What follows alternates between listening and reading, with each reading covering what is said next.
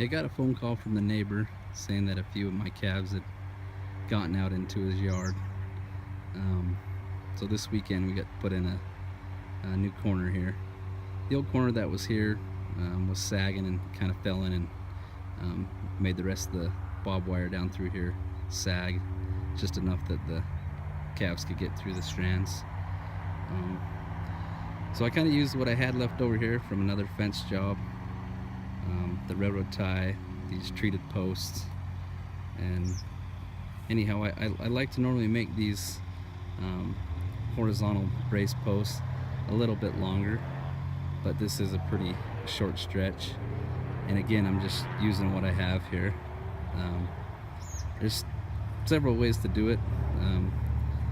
Here I've done an H, some guys do an N, and some guys do an H with an N for like a longer pull. So anyhow, I'll just kind of show you what I've done and some of the materials I've used. And again, there's many different ways and many different materials to do this. So just here's the way that I've done it. So again, for the corner I just used railroad tie that I had. I think it's 8 feet, 3 feet in the ground, 5 feet out here.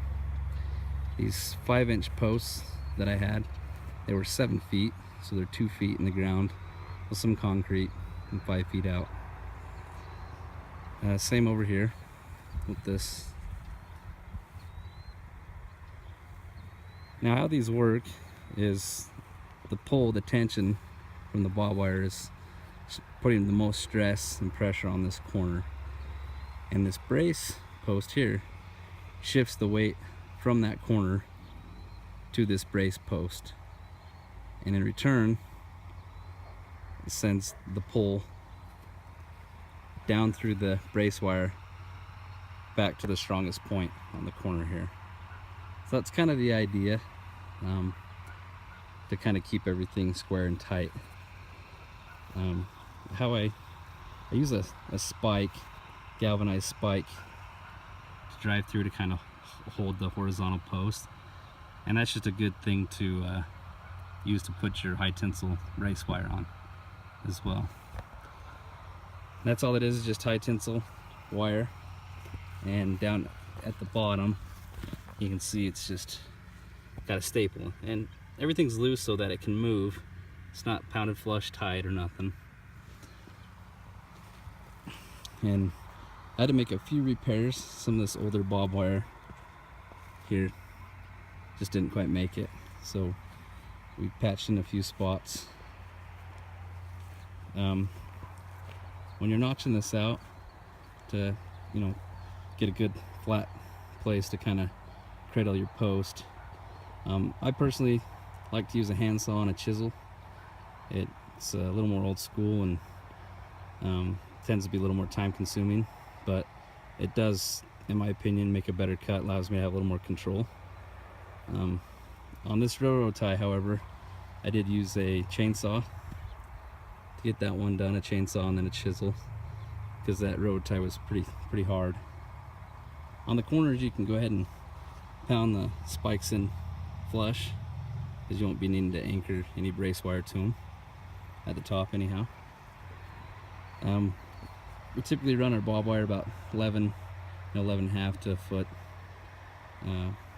or so between strands, and we kind of went with what was kind of existing here.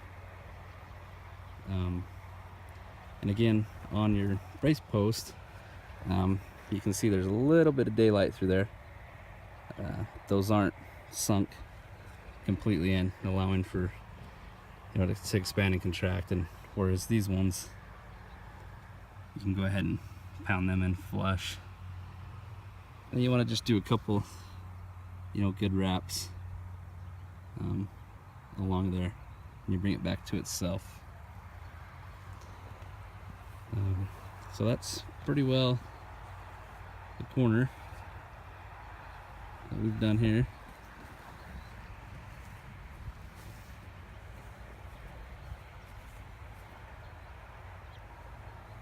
And for the twitch sticks, I didn't mention, we just went ahead and used a piece of rebarb